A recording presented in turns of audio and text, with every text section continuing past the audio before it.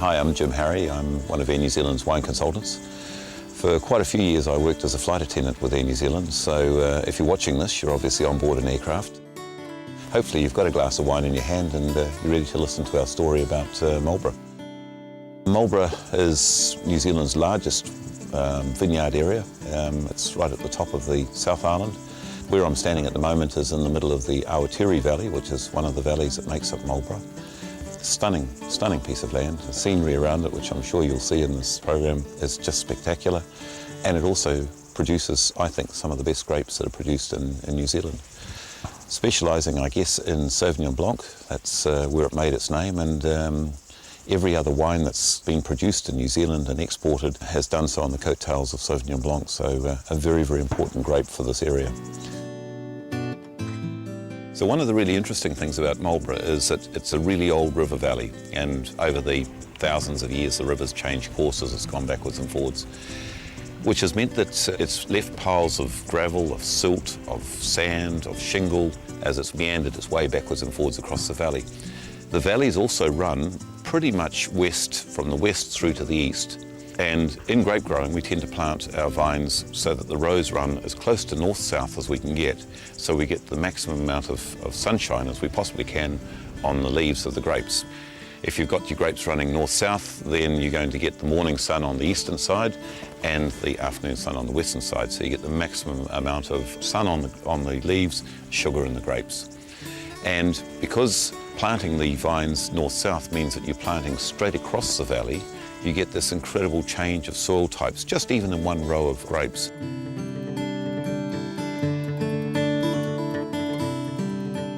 New Zealand's a very young winemaking country.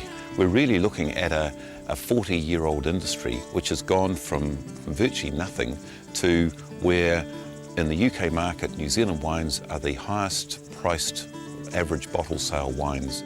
And I think what happened in the wine industry is that we had a really strong dairy industry, so we were really well equipped for dealing with large volumes of liquid in totally sterile conditions and also using refrigeration. We had a major stainless steel manufacturing business here for the dairy industry, so all those sorts of things were just adapted, were taken and turned into the winemaking side of things, and so we've probably progressed a lot faster than we would have if we didn't have that dairy industry, but also that culture of saying, hey, we can do this, we can make it work.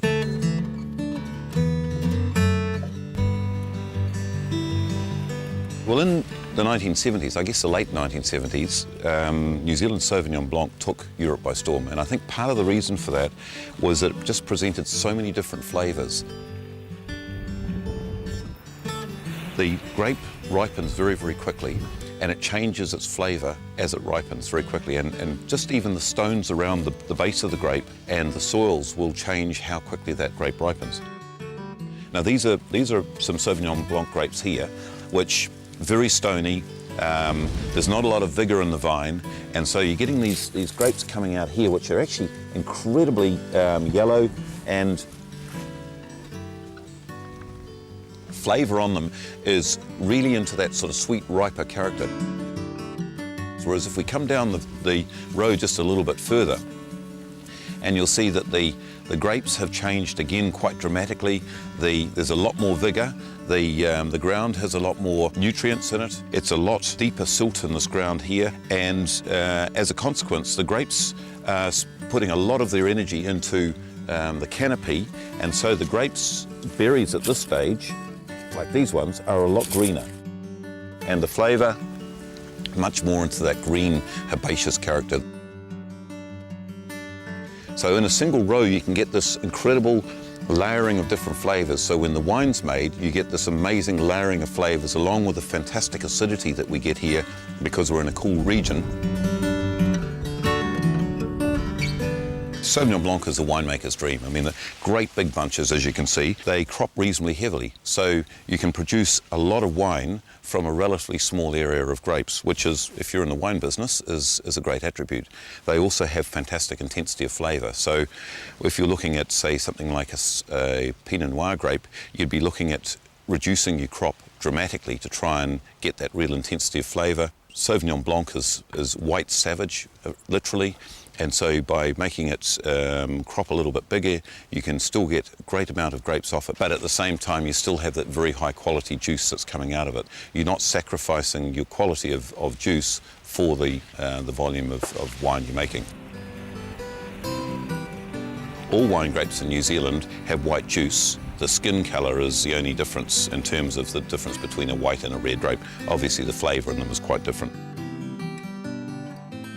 I think when we're tasting New Zealand Sauvignon Blanc, I think that's probably why it's such an exciting wine. It has a vibrancy about it. You get that whole range of different flavours, but you also get that incredible acidity that's the hallmark of New Zealand wines, and I think that's the big difference that we have here. While it's been great standing in the vineyards, looking at the grapes and that extraordinary area that is what Marlborough is about, the reality is that it's the glass of wine at the end of it that is what we're here for.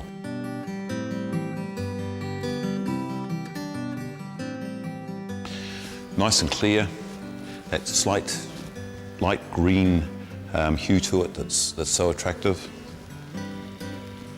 And it just leaps out at the glass at you. It has that incredible vibrancy. It's that real intensity of fruit, smells of ripe gooseberries. There's a little bit of citrus in it. Just fresh, clean fruit flavours that come out of the glass at you. Really attractive.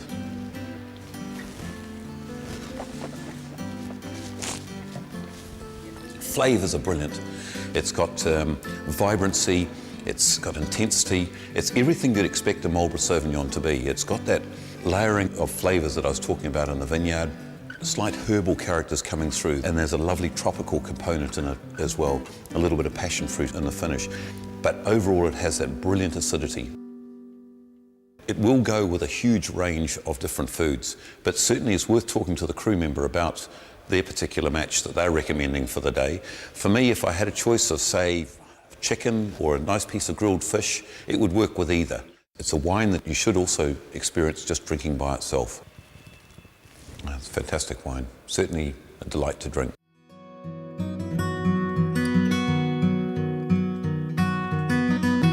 Marlborough produces most Sauvignon that's produced in New Zealand. I think the climate here is ideally suited for Sauvignon.